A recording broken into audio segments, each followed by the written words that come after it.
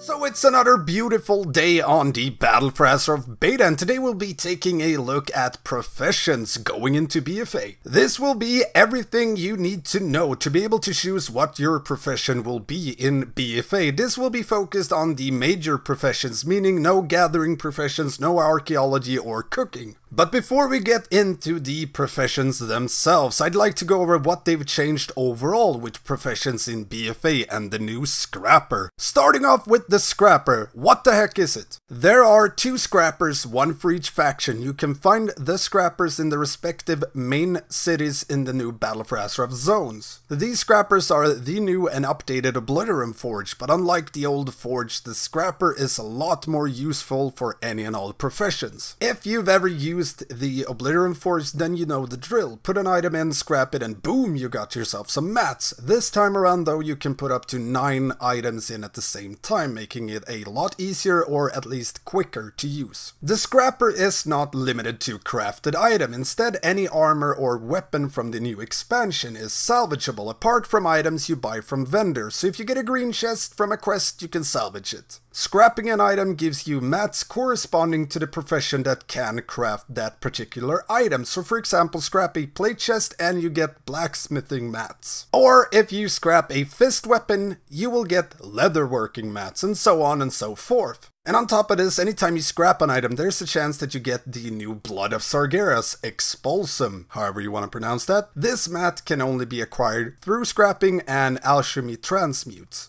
And you will need these in order to craft some of the stronger items out there, like Darkmoon trinkets, the mystical cauldrons, etc, etc. So if you're planning to use your professions in BFA, get in the mindset of never ever vendoring items. Always save them and always scrap them. So if you leave this video with one thing and one thing only, make sure that's the Scrapper. So that when you level up at the start of BFA, make sure to scrap the items you get, don't vendor them. And the general changes to professions. As most of you might have noticed, they've changed the way leveling professions work. Instead of having one big bar for leveling, it's now separated into expansions. Classic and every expansion that follows have a separate skill bar, with the Classic one being the largest at 300, Outland, Northrend, Cataclysm and Pandaria goes up to 75, Draenor and Legion goes to 100, Kulturas and Sandalar goes up to 150. And there are loads of crafting mats that they've added in BFA, the general ones being Expulsum, which you can get from transmute or scrapping with the Scrapper, Hydrocore drops from end bosses in mythic dungeons, and Sanguis, which drops from raid bosses. I assume this will be in LFR as well. But let's take a look at some of the things that we can make with the new profession, starting off with Alchemy. As for Alchemy, not a whole lot have changed. You still have flasks that are still primary stats, strength, agility, and stamina, and the ever so fun mystical cauldron. Some new pots have been added. You still get the standard mana, HP, rejuve, invis, mana reg over time, and a new version of the Skystep potion, Lightfoot potion, 150% speed for 8 seconds, however no fancy ball to stand on. As for the new ones, we have Sea Mist potion, turns you into a cloud. Awesome, always wanted to be a cloud. Being a cloud gives you slow fall and you float on water, lasts for 1 minute. Potion of Bursting Blood imbues your blood with heat for 25 seconds, giving your melee attacks a chance to create a burst of blood, dealing X amount of damage split evenly amongst all nearby enemies. Bit boring that its damage is split, always feels a bit like a slap in the face, but what you gonna do?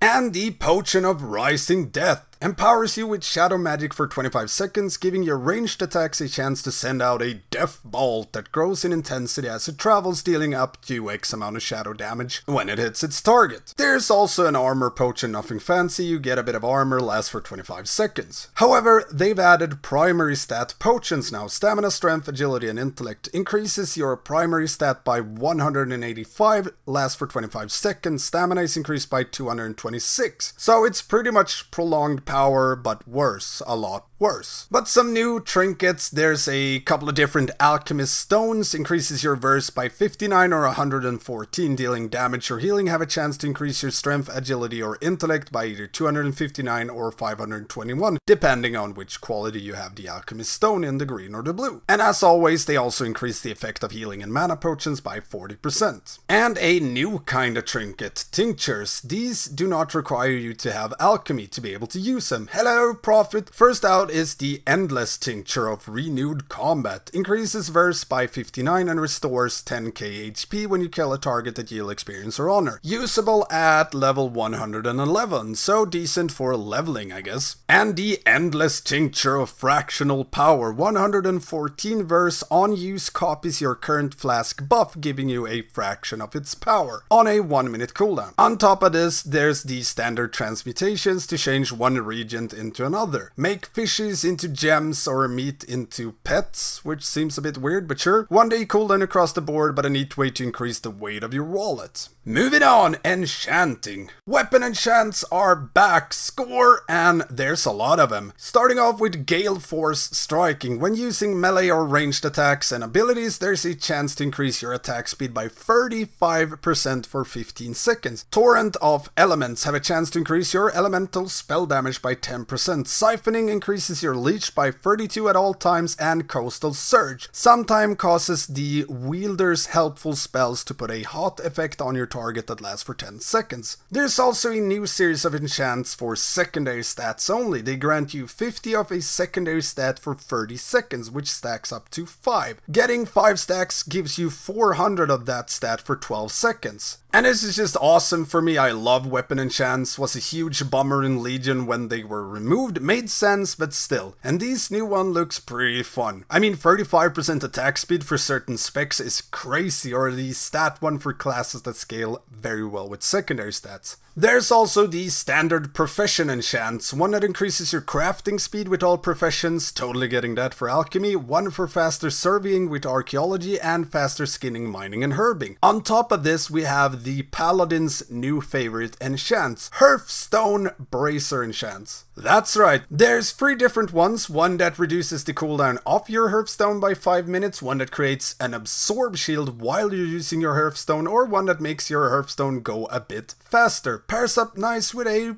bubble. Moving on to my personal favorite profession, engineering. Engineering is always the flavor side of town. Loads of new fun toys and tinkers been added, but the big thing is the new goggles. There's one for every armor type, and they all come with their own personalized Azurite traits, which as far as I know can only be found in the engineering goggles. They're all engineering flavored, and they do all sorts of crazy things. Like your spells have a chance to throw bombs or make your targets into a spark coil, even your own personal absorbatron. There's also a few new guns and melee weapons to be made. Following this, there's a few new enchants or devices for your ranged weapons. Frost-laced ammo sometimes deal a bit of frost damage and slows the target. Incendiary ammo sometimes deal a bit of extra fire damage. Monolite Scope of Alacrity increases your haste by X amount every now and then. Or the Crow's Nest Scope, same, but with critical strike instead. There's also a few new devices to play around with. The portable transmogger. You know, if you can't mount in a raid and you really need to change your outfit. A portable stable master for your hunters out there. Even a portable electrical carrot on a stick for your mount. Increases movement speed, but use it a lot and you might get dizzy. More bombs. The best one being the organic discombobulation grenade. Summons 5 sheeps. Any enemies that come in contact with one gets polymorphed for 20 seconds. I mean, come on, that's awesome. They've added to our tinkers as well, a personalized single target fear or knockback, or create an absorb for yourself. And yes, there's a new mount. It's kinda like Mimiron's head on crack, the Mecha Mogul MK2. Moving on, Inscription. There's a few new things being added to Inscription this time around. You still get your standard stuff, Respect Tomes, Vantus Runes, and Darkmoon Trinket. One of the new things is the raid buff scrolls. With raid buffs being back on the menu, Blizzard seems to not want us to suffer from not having, say, a mage or a warrior. So these scrolls are lesser version of those buffs. Increase attack power, int, or stamina by 7% instead of 10%. Still, it's nice. It's great for Mythic Plus if you lack a certain class. There's also a new thing called contracts. Entering a contract with a faction awards reputation when completing any world quest, and there's one for every new faction in BFA. The new trinkets are Darkmoon Blockades, increases agility or strength by 141. Whenever the deck shuffles, you heal for X and gain some stamina. The amount is determined by the topmost card, so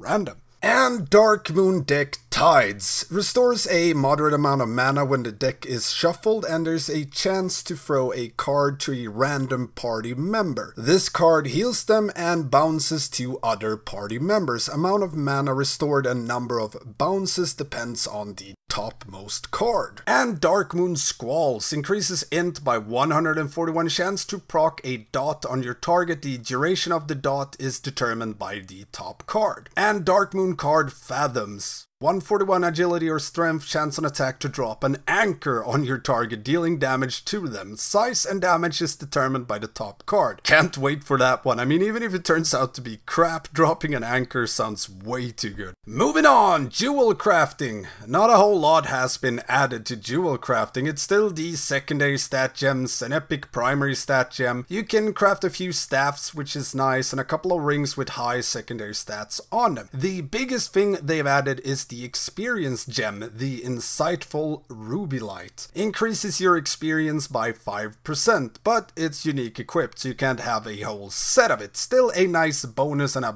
betcha this will sell fast at launch. But yeah, it's mostly about the gems. Moving on, Blacksmithing. This is mostly what it's always been, a way to craft yourself some decent armors and weapons. Yes, we got weapons again. So I won't go over every single gear piece that you can craft, just know that there's something for everyone. To go with this though, there's a fancy new hammer, the Casgorian Hammer, which gives any item you craft with blacksmithing a chance to be indestructible. So hey, if you really put time in it, you can have an entire set of gear that never needs to repair. Never mind that you'll probably spend more gold making this set than you save, but it looks cool. You can also use this hammer to repair all your gear in an instant once every hour, which doesn't at all seem to counter the indestructible part, but it's nice, it's real nice to have though. On top of this, there's hoof plates and stirrups that you can craft, increase your mount speed by 20% or allows you to interact with items while mounted in the new zones. But all in all, it's mostly about crafting gear. Moving on, leatherworking. Following the trend of blacksmithing, leatherworking again is about crafting gear. Lots of different leather armors to be made and a few new weapons as well, bows and fist weapons mainly. And a new mount enhancement which makes you immune to daze while mounted if you're not a tank. And a new Bloodlust drum for Mythic Plus, or when the mages refuse to use Time Warp. But the very best thing leatherworking is getting is the new scuba gear. The suit increases your swim speed by 100% and the helmet allows you to breathe underwater. Lasts for 15 minutes, so get out there and explore the deep, deep ocean. And following on this trend, we land at tailoring. A few new things here. Standard stuff like cloth armor and bags. A couple of new spell threads for our cloaks. One for fret reduction. Blizzard decreases tanks' fret and gives us this as a band-aid. One for slow fall and one that prevents you from being dazed at all time. There's a few new nets on top of this as well, one that roots and one that slows. Brings me back to Lady Vosh progression all over again. Ah, those were the days. And battle flags are in this season as well. One that you wear on your back increases you and your party's mount speed by 15% for 15 seconds. One that decreases damage taken for all allies within 15 yards for 30 seconds. And one that reduces the duration of crowd controls for 30 seconds. None of these are usable in dungeons, raids, raided battlegrounds, or arenas. You can also make a pet balloon. Who doesn't want a balloon? You want a balloon, Georgie? Overall, the professions are to the core the same, but it's always fun to see what new stuff they add in a new expansion. I, for one, always look forward to what wacky things they might add for engineering. And goggles, I mean, they're awesome. I'm not sure where I stand with the new Scrapper. I hated the Obliterum Fortune Legion, but the Scrapper makes more sense even though it sounds a bit annoying. But I can't say until I've really tried it out. Overall, I'm excited to start crafting this expansion. And that's pretty much it for the BFA profession. Which professions are you the most excited about? Let me know in the comments below. If you have any questions at all, make sure to hit me up in the comments. I try to answer any and all questions as well as I can. As always, if you like these kind of videos, make sure to hit that subscribe button, leave me a like, and ring that notification bell and switch it to all, so you'll be notified whenever I post a new video. Thanks for watching, and I will see you next time.